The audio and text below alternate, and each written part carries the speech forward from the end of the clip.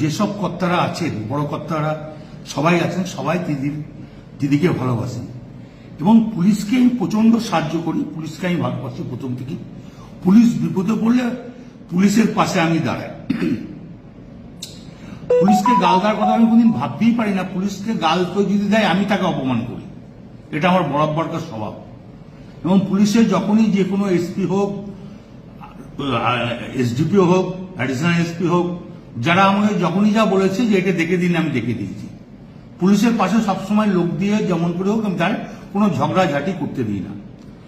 আমি খুব দুঃখিত, কারণ আমি ওষুধ ফষুধ ডাকতে খাই তো অনেক ঘুমের, আর আমি এখন 10টার সময় ঘুমিয়ে যাই এবং ঘুমের ট্যাবলেটও খাই। সেই সময় ঘুমটা ভেঙেছে। নুরুল যে ছেলেটা আমাদের খুব ঘি দেওয়ার খুব ভালো ছেলে, ওর বাবা বলতো আমাদের দল করতো, বাবার করার পর ও দল করে, খুব নিরীহ ছেলে, ভালো ছেলে। ওকে যখনই শুনেছি মেরে পা হাত ভেঙে দিয়েছে, আমার মনটা খুব খারাপ। তা আমি আইসিকে আমিও বলেছি, চাঁদুও ফোন করে বলেছে যে আমি তাড়াতাড়ি জানতে অন্তত ছেলেটাকে আজ হসপিটালাইজ করবো। তো উনি আমাকে একটা অন্য ধরনের কথা বলেছে, সেটা আমি আর বলতে রাজি নয়। তখন আমি নিজের রাগ সামালতে পারিনি, এটা স্বাভাবিক আমি বলেছি। এর জন্য আমি দুঃখিত, আমি ক্ষমা প্রার্থী। যদি স্বাভাবিক আমার মুখ থেকে এই কথাটা বেরোনো উচিত নয়, তার জন্য আমি দুঃখিত এবং ক্ষমা প্রার্থী।